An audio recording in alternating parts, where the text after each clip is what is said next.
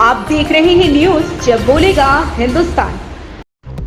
भारत छोड़ो संवाद कार्यक्रम को विजय कुमार बंधु ने किया संबोधित। सीतापुर में राजकीय इंटर कॉलेज में NMOPS अटेवा के राष्ट्रीय अध्यक्ष विजय कुमार बंधु जी के आगमन पर विशाल संवाद कार्यक्रम का आयोजन किया गया। संवाद कार्यक्रम में राष्ट्रीय अध्यक्ष विजय कुमार बंधु द्वारा बताया गया कि निजीकरण से पूरे भारत देश के आम जनमानस एवं कर्मचारियों का नुकसान हो रहा है। निजीकरण के कारण पढ़े लिखे युवाओं को अच्छी आय वाली नौकरी नहीं मिल पा रही है। इस कारण से देश गरीबी की ओर तेजी से बढ़ रहा है। सरकारी आंकड़े देखे जाएं तो गरीबों की संख्या में बेतहाशा वृद्धि हो रही है और स्वयं सरकार को 5 किलो राशन देकर गरीबों का जीवन यापन में सहयोग करना पड़ रहा है। ऐसी स्थिति में चाहिए कि सरकार अधिक से अधिक संपत्तियों का राष्ट्रीयकरण करके देश के बेरोजगार युवाओं को नौकरी का रास्ता खोले। प्रदेश महामंत्री नीरजपति त्रिपाठी ने बताया कि यूपीएस यानी एकीकृत पेंशन योजना NPS यानी नई पेंशन स्कीम से भी ज्यादा खतरनाक और हानिकारक है, इसलिए हमें पुरानी पेंशन से कम कुछ भी मंजूर नहीं। मंडल अध्यक्ष डॉक्टर आशीष वर्मा ने समस्त कर्मचारियों का आह्वान करते हुए कहा कि आप अपने मुद्दे पुरानी पेंशन को लेकर के एकजुट रहेंगे तो एक दिन सरकार घुटने के बल होकर आपको पुरानी पेंशन देगी। मंडलीय संगठन मंत्री यश कुमार राठौर ने बताया कि देश के महापुरुषों ने लोकतंत्र की नींव इसलिए रखी थी ताकि देश के गरीब वंचित अपेक्षित लोगों को मुख्य धारा में लाया जा सके, लेकिन वर्तमान सरकारें की ऐसी नीतियां चल रही है। कार्यक्रम में जिला महामंत्री विकास सैनी, जिला कोषाध्यक्ष अंकुर गुप्ता, जिला महिला संयोजिका पूजा सक्सेना, जिला महिला संरक्षिका शशि लता वर्मा, जिला प्रवक्ता डॉक्टर आशुतोष सिंह, जिला महिला सह संयोजिका अनुपमा सिंह, डॉक्टर सुनील कुमार, राजकमल कनौजिया, प्रवेश चौधरी, प्रमिला भास्कर, अरुण हंस, कीर्ति आनंद, सुनीता त्रिपाठी, मनोज भार्गव, छोटेलाल आनंद, अनिल यादव, रईस अहमद आदि समस्त विभागों के सैकड़ों पदाधिकारी एवं कर्मचारी मौजूद रहे। अनुभव शुक्ला की रिपोर्ट।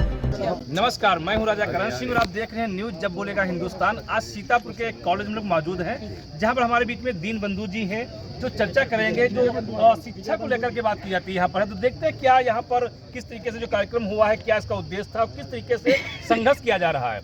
आदरणीय में चरण में बहुत स्वागत है सर। जैसा कि शिक्षा को लेकर के बातें की जाती है, अटेवा मंच जो कार्य कर रहा है सर, इसका क्या उद्देश्य है? देखिए, पहले दिन से अटेवा का उद्देश्य पुरानी पेंशन की बहाली और निजीकरण समाप्ति, उसी को लेकर पिछले कई 12-13 सालों से लगातार आंदोलन चल रहा है। उसका प्रतिफल मिला, कई राज्यों के अंदर पेंशन बहाल हुई। NPS के अंदर उसी संघर्षों का नतीजा था कि संशोधन हुए।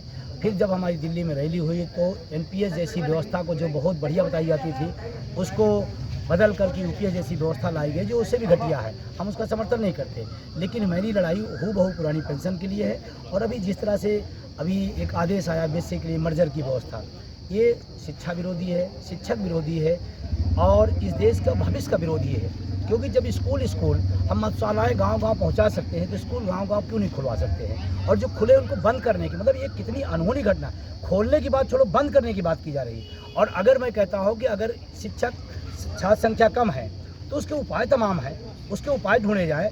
न कि हम कहते हैं कि मंत्रिमंडल है, एक मंत्री भ्रष्टाचारी निकल गया तो पूरे मंत्रिमंडल पूरी व्यवस्था को बंद कर दिया जाए। क्या ऐसा होता? क्या जो पनिश किया जाए उसको पनिश करिए, लेकिन स्कूल कतई नहीं बंद होने चाहिए। इसके हम विरोध में हैं। और विभागों का जो निजीकरण हो रहा है, चाहे बिजली हो, चाहे सिंचाई हो, चाहे जहाँ भी हो, उस निजीकरण के खिलाफ है। क्योंकि निम्न और मध्य वर्ग के खिलाफ अमीरों का षड्यंत्र है निजीकरण। इस देश की गरीब गुरबा जनता जो मजदूर है, किसान है, मेहनत कश है, वो 80-90% लोग हैं, उनको ख़त्म कर दिया जाएगा, शिक्षा से वंचित कर दिया जाएगा। शिक्षा से वंचित होने के बाद जीवन आदमी का भविष्य क्या हो सकता है आप अंदाज़ा लगा सकते हैं। और हम सब जितने लोग यहाँ पढ़े लिखे खड़े होकर के उन्हीं प्राइमरी स्कूलों से पढ़ के आए हैं, उन्हीं से भविष्य बना के आए हैं, वही टाट पट्टियों पर लोड करके पढ़ करके मिट्टियों के बीच में खेल के आए हैं। तो आज अगर हमारे बच्चों का भविष्य तोड़ा जाएगा तो हम उसके खिलाफ, अटेवा पूरी तरह से खिलाफ है।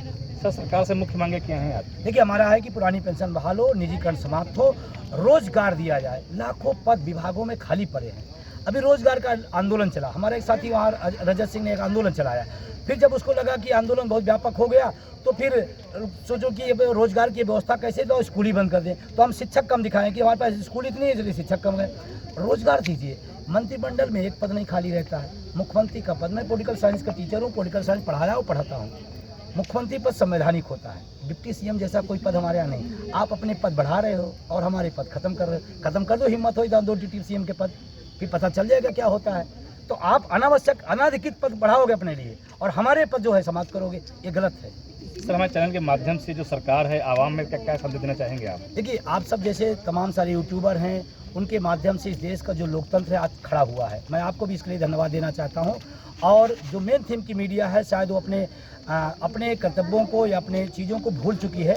आप जैसे नौजवान लोगों ने इस आंदोलन को आगे बढ़ाया और हमारे पेंशन आंदोलन सबसे ज़्यादा यूट्यूबर ने काम किया है, चाहे जिले स्तर के हों, चाहे प्रदेश स्तर, चाहे देश स्तर के हों। तो मैं तो सोशल मीडिया को धन्यवाद दूंगा कि इस दौर में कम से कम आवाज़ उठा रहे हैं आप सब। और मैं आपके माध्यम से ही कहना चाहता हूँ, अटेवा का साथ दीजिए। अटेवा मजबूत होगा, आंदोलन मजबूत होगा, आंदोलन मजबूत होगा, हमारा भविष्य मजबूत होगा।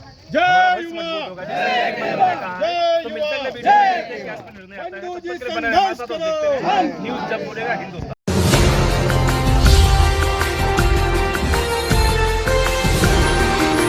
आप देख रहे हैं न्यूज जब बोलेगा हिंदुस्तान।